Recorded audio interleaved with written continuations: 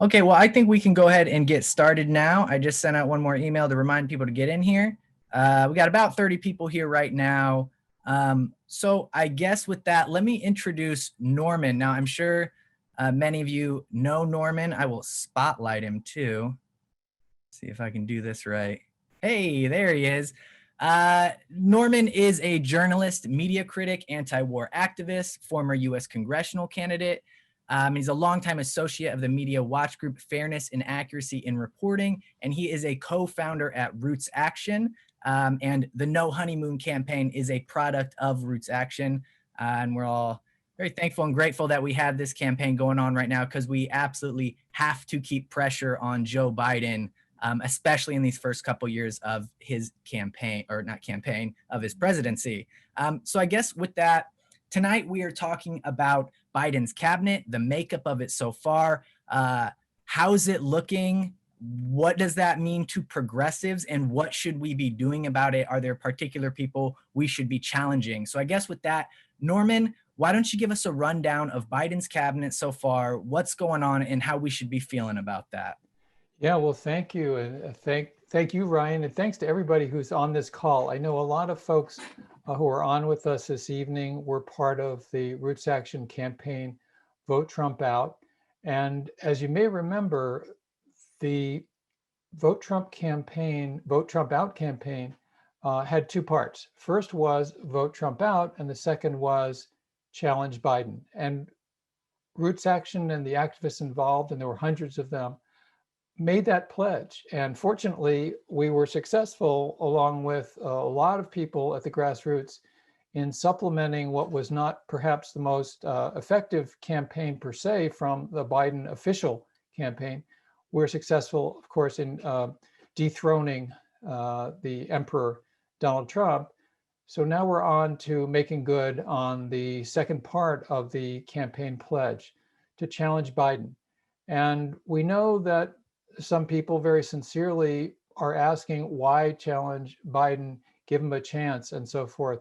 One of the answers to that, I think, is that from day one, from moment one of this presidency, Biden as president has been subjected to tremendous pressure from the military-industrial complex, from corporate America, Wall Street, the big banks, various corporate industries.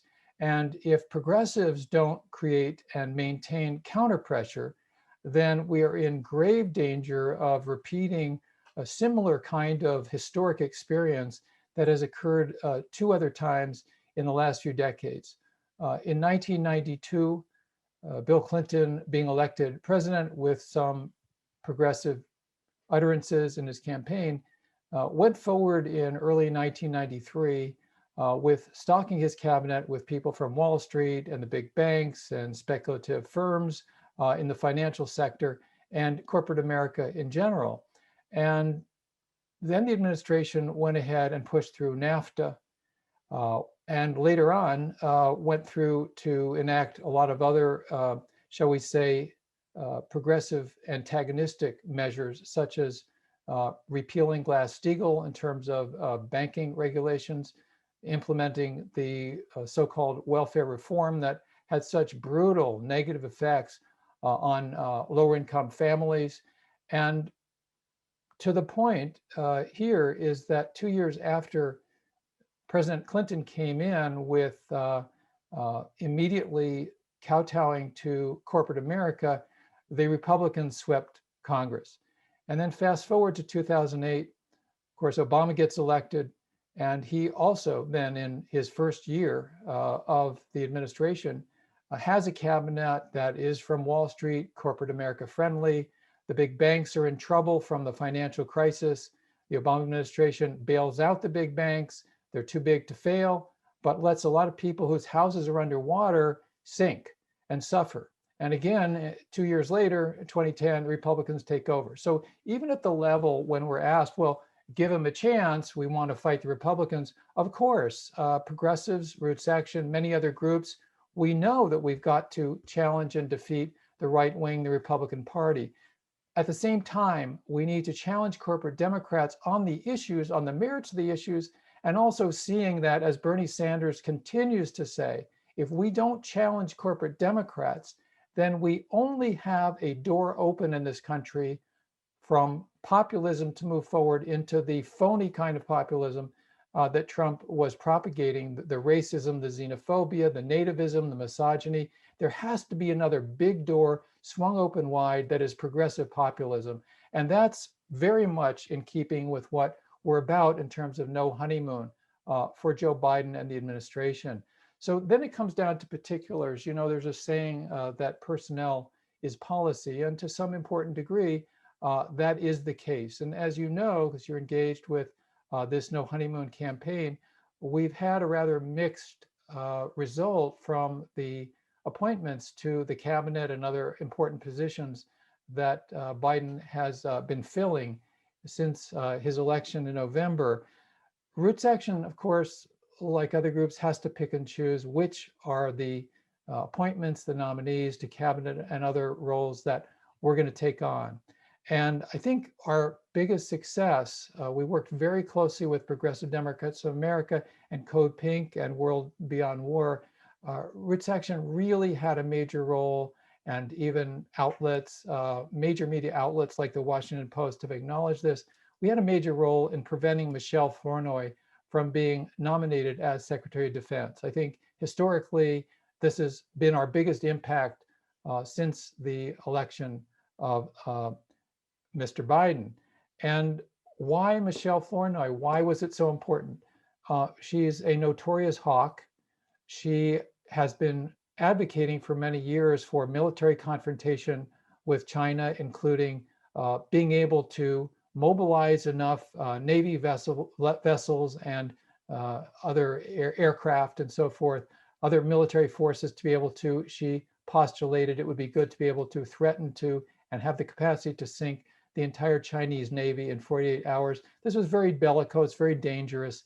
And so we were, as Roots Action, as No Honeymoon, we were able to build a coalition and prevent that, prevent her nomination. And so instead of Michelle Flournoy being Secretary of Defense, we have Lloyd Austin, not our first or 100th favorite pick, but I think really by all accounts, much better than someone who was favored, and according to the news media a couple of months ago, almost had a lock on the defense secretary job, Michelle Flournoy. So that's, that's a bit of the good development and shows what organizing can do. Someone we miss very much, Tim Carpenter, who was a leader of Progressive Democrats for many years. Tim used to say, the spreadsheets never make it into the history books, but they change history. And as we're doing the sometimes tedious work online and offline, I think it's important to remember that these seemingly little things that we do in the context of teamwork and organizing can make huge differences in terms of how history unfolds. In terms of Secretary of State, Antony Blinken has, of course, just been approved by the Senate. The No Honeymoon campaign, Roots Action, did a lot of work to try to fend that off. And you may be familiar with some of the great reporting that the New York Times did. Ken Vogel and I think it's Eric Lipton, the two reporters, really exposed a few weeks ago how, together with Michelle Flournoy, Antony Blinken had founded West Exec Advisors as basically an influence peddling operation. It came out that Blinken himself got $1.2 million in a couple of years just in connecting outfits like Boeing and other corporations to the West End of the White House and to contacts elsewhere in the government. So that's really an example of the pay-to-play revolving door between corporate America, the military complex, Wall Street, and policymakers that we're challenging. And in all candor, strong progressives who aren't trying to just make friends in the Democratic Party hierarchy, strong progressives usually lose because we are attempting to really move the needle, so to speak, in a strong way, not a weak way. We're not into tweaking the military-industrial complex. We're not into tweaking corporate power and corporate plunder. We're into fundamental change. And so we don't always win, but even when we lose, we raise issues. And I think that's absolutely crucial. The same is the case with the recent confirmation of the nomination of Avril Haines, who is now director of national intelligence. Somebody who in the Obama administration ran interference for the torturers. You may have seen the very dramatic movie, I think it was on Netflix, called The Report. And it showed how the CIA actually broke into the computers of the Senate Intelligence Committee chaired by Dianne Feinstein. This was one of her better moments where she actually fought back against the CIA when that was discovered. Well, Avril Haines at the CIA really ran interference for the people who broke into the computer, who tried to cover up and protect those inside the CIA who were apologists and sometimes accessories for the torture that went on in Afghanistan and elsewhere, courtesy of US taxpayers. Someone who has pretty much moved quickly through the Senate has been confirmed, heralded as the first woman to be Secretary of the Treasury, is Janet Yellen. And I think it's fair to say that appointment could have been worse. She has some pluses, minuses, I think progressive economists would say. One thing I do want to note, though, is that after she left her job, her top job at the Federal Reserve, Janet Yellen did a lot of speaking for big banks, huge corporations, Wall Street firms. And in 2 years, from those speeches, she was given speaking fees totaling $7 million. Now, can you imagine the situation now, which is a reality?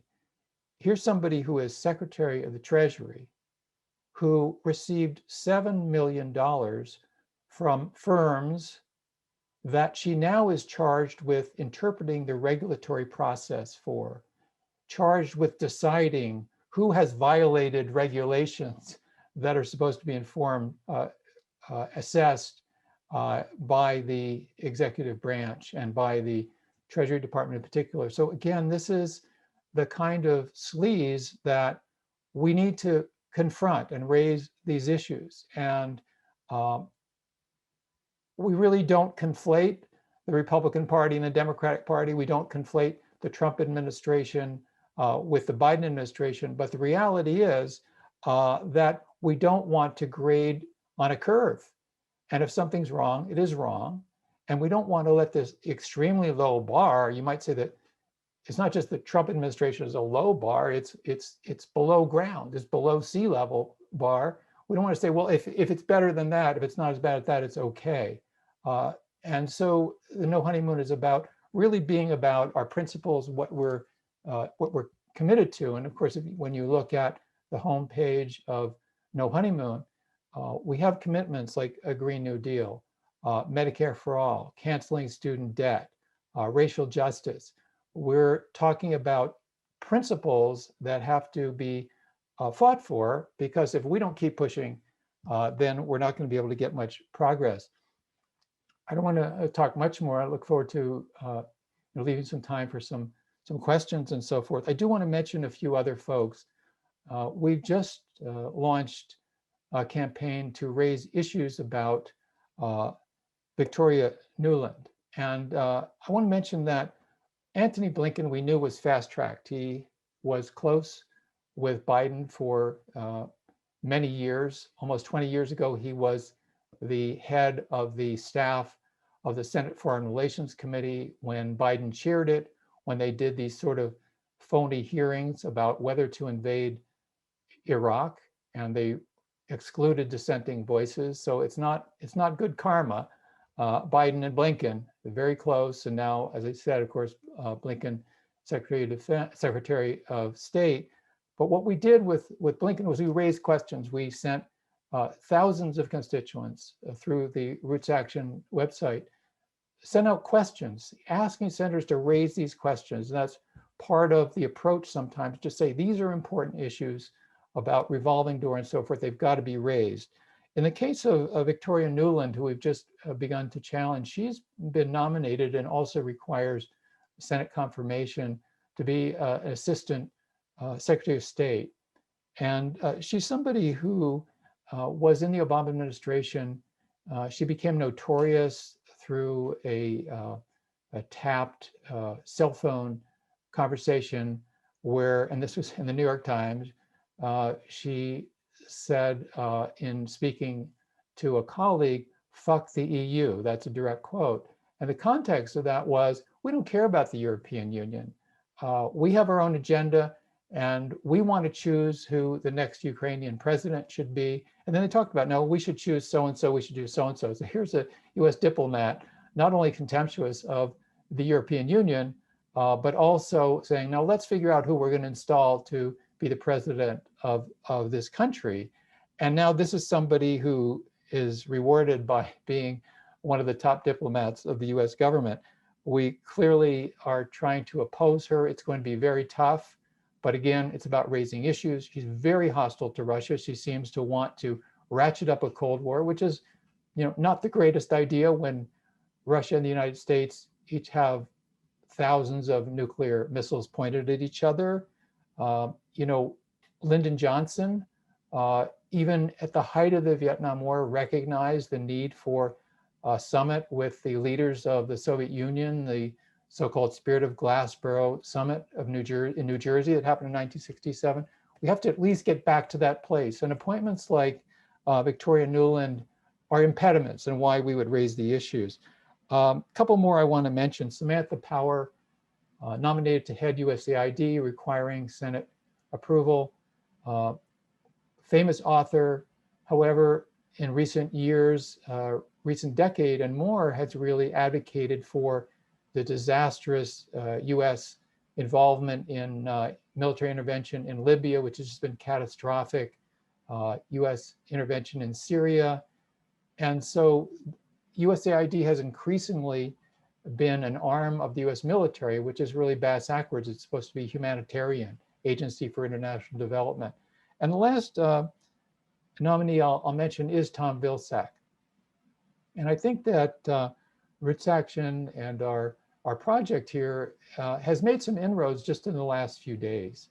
The reality is that in 8 years as Secretary of Agriculture, Tom Vilsack earned enormous gratitude from Big Ag.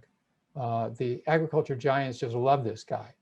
And when he left those 8 years at USDA, he was rewarded with just a top post at one of the very largest dairy lobby organizations in the country.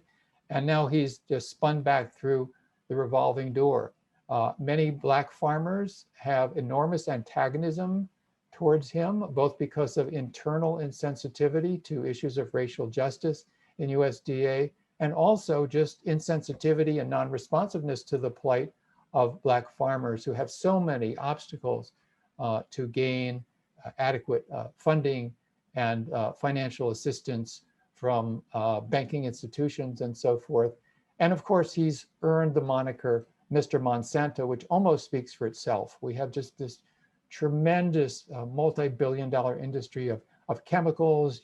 If you followed what's happened with Monsanto and the use of seeds, manipulation and control of seeds, the way in which farmers are bludgeoned and often, so to speak, blackmailed to buy into the Monsanto program in terms of chemicals and seeds and this and that. So I'm very pleased to say that just in the last few days, what we've been doing, what Roots Action has been doing, what many of you have been doing in terms of online has really had an effect. And the No Honeymoon campaign, again, in partnership, which is really crucial, we are eager to do that. We went ahead and launched this on Monday. It was Roots Action, it was Progressive Democrats of America, it was Food and Water Watch. It was great to work with them and leadership from Food and Water Watch, and also the 0 Hour. And as 4 groups, I think we've made some impact. We know that as of yesterday, more than 6,000 individual constituents around the country sent emails to their specific senators saying, "Stop Vilsack, here's why." And I think that's very valuable, very important. And whatever happens, I think being able to raise those issues is important down the line. It pressures Vilsack. He's going to get in, it seems pretty clear, but we have a lot of opportunity to continue raising these issues in an effective way. So with that, I think I'll pause. And again, I do want to say it's just so important what the people on this call and others involved with No Honeymoon have been doing, because it has a tangible effect. This is the way that we move policy. This is the way that we build movements. Thank you so much, Norman. That was excellent. I do have a couple quick follow-ups real quick, and then we'll get into some other people's questions. One, we didn't mention Neera Tanden. That could be its own whole event, and maybe Right. next week we'll get into her, but that's its own whole world. Yes. Secondly, you mentioned that we're probably not going to prevent Vilsack, but I just wanted to double down on why it's still important that we do this. For instance, with Blinken, we pushed hard against Blinken. A lot of progressives groups did. The day after he got in, we got all that Yemen news. Do you want to touch on that real quick? Yeah, I mean, people have been working for years. You know, Bernie Sanders in the Senate, Ro Khanna in the House, have been working for so long. And of course, at Roots Action, we put out many email blasts and petitions and direct constituent emails where the default is, as a constituent, I urge you, et cetera, to cut off US aid. I mean, it's been horrendous. The worst humanitarian crisis on the planet right now in Yemen, United Arab Emirates, and especially Saudi Arabia, just mercilessly bombing Yemen, and the US supplying major assistance, armaments, and so forth in that effort. And frankly, it began under the Obama administration. It had continued under Trump. And we just seen some good developments in the last day. All this agitation, energy, education, organizing has really had an impact. And there is news, we need to see that it actually happens, that Biden and Blinken through the State Department, there's a lot of talk about cutting off that military aid, which would be majorly important in terms of arms sales to Saudi Arabia and so forth. So I think that that's an example. We don't win overnight. We don't win sometimes for years, but we have an impact. And very briefly about Neera Tanden, we have, as you mentioned, Ryan, Roots Action has generated thousands of emails from constituents to senators.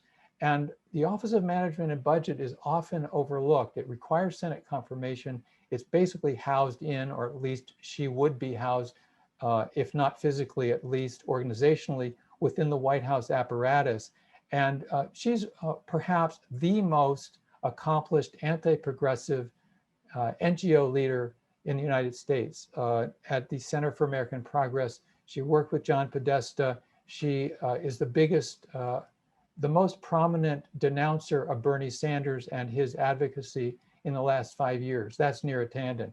So it's awful that she's being put, not only that she's going to, if she's confirmed, be the director of the Office of Management and Budget, but that therefore corresponds to the committee that Bernie Sanders in the Senate is now chairing, the Senate Budget Committee. So it's sort of a poke in the eye from Biden towards Bernie, but more importantly, towards the policies involved. And I just sort of wrap up that point by saying that as we mentioned in our Roots Action blast about her, the Washington Post says that OMB is the nerve center of the federal government. And her interest and desire, and she has expressed this in the past, to make cuts in Social Security and Medicare, these are very tangible orientations. She's a bit of a fiscal hawk. It doesn't mean it's in cement by any means, but we have to keep raising these issues, and OMB is part of that process. Excellent. All right. Well, thank you for that. Let's hop into some questions now. We have a bunch of them in the chat. We'll try to fly through them, and then we'll get to our action in about 10 minutes or so. So to start, I'm going to focus mostly on the ones about the cabinet specifically, but we'll try to get to some other ones as well. Paul said that he's concerned about the influence Obama provided when promoting the unaccountable TPP. How will people like Deb Haaland have space to do their job? And he says counter pressure. Yes. Well, the Trans-Pacific Partnership, I think, is the reference, right? Yes. Well, and she's one of the best appointments, the cabinet members, Deb Haaland at Interior. And I think it's notable that there's not a single high-level appointment from Biden of anybody who supported Bernie Sanders. That's just reality. Deb Haaland has some very progressive inclinations and progressive aspects of her record, She was not a Bernie Sanders supporter.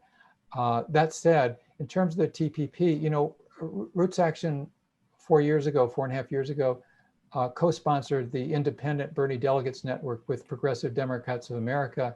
And then this time around last year, Our Revolution was also involved. I bring that up because 4.5 years ago, our Bernie Delegates Network surveyed the Bernie delegates to the National Convention. What are your most important issues? And the two of them were Medicare for All and the TPP. And if you see signs from the convention, they got the slash mark through the TPP. Another corporate-friendly trade deal that privileges corporations and their profits against working people in all countries involved, whether it's labor rights, environmental protection, human rights. So, it's unclear where all this is going, but this is part of the battle. There is a mixture of economic policy folks within the administration, and we'll have to see. But that actually is a major issue that we should be addressing. All right. In terms of another like staffing question, not so much the cabinet, but do you have any insight on if Biden has removed Trump's people from the Pentagon and security agencies in the US? Do you know what that process is like? How long that takes? Have people been swapped out yet? I've just read that some of the Trump people, have been removed, and there's some effort at the NSA, to remove, I think, a chief counsel and so forth. However, some of them, like rats scurrying behind the woodwork, they were put into the civil service in the last weeks of the Trump administration. And when they're in those civil service jobs, it's harder to expunge them. So, that's going to be an ongoing issue. Interesting. So there will be just some natural hangover where people have some protections, but they're Trump people essentially. Yeah, definitely. Interesting. Historically speaking, has there been a precedent when a majority or even like a large chunk of cabinet members that were nominated were not confirmed? That's a great point. I read recently that it's hard to cite any instance in the last few decades when they were all confirmed. There's usually one or two that for some reason, like Tom Daschle, going back a few decades, he was a Senate majority leader for Democrats. He was nominated, maybe it was HHS or such cabinet position, and he didn't make it through. And then Senator John Tower, I think that was under Reagan or the first Bush, he just drank way too much, and that came out, to right-wing Republican. So usually somebody doesn't get through, and this time there is some conjecture that one or two might not get through, and unfortunately, we're talking once somebody's nominated. Like I said, fortunately, Michelle Flournoy didn't quite get to the nomination stage. But Javier Becerra, as HHS secretary, he's nominated. He hasn't been voted on yet in the Senate. He's the Attorney General in California. I wouldn't say he's a strong progressive, but he has some progressive tendencies. The point has been made that he has said he supports Medicare for all. If you're in the California Democratic Party, you always say you are if you're in a statewide office. But Becerra apparently has really antagonized a lot of Republicans in the Senate because of good things he's done. Like he was, as Attorney General of the state of California, he's really fought Trump for several years on immigration and other issues. So Becerra could be stopped, and Neera Tanden potentially could be stopped, not for good reasons, but she just, while she attacked progressives almost incessantly, she also attacked Republicans, and some of them are bearing a grudge in the Senate. Okay, two more quick questions. Not necessarily cabinet focused, I think more general, and I might be able to throw in something on this one too, is who asked this? Michael from Oakland. Essentially, he's asking that Biden's issued a lot of these temporary executive actions, such as halting the arms sales to Saudi Arabia, which we talked about. There's a couple other ones I can't think of off the top of my head, but in terms of Roots Action, in terms of what we do, how can we prioritize and focus on helping make some of that temporary stuff permanent, like with those arms sales? How can we continue pushing to make things that Biden is doing that's okay better. Even like the federal private prison thing. It sounded so good, but when you look into it, it's like 1 to 2% of prisons or something. So yeah, how can we make these temporary things permanent? Yes, and on that note, as I understand it, the private incarceration, for-profit stuff along the border, immigration, that has to be looked at. I think it's an example of eternal vigilance and pushing the envelope and not being satisfied with just part of a loaf. It goes to that question of restoring the way things were before Trump. Yes, of course we want that, but it's inadequate. It's necessary but insufficient for what we need. And executive orders, as you're mentioning, Ryan, some of them are temporary. Some of them, at first glance, look great, and then you dig deeper, not so great. One of the very best sources I would really recommend is the American Prospect.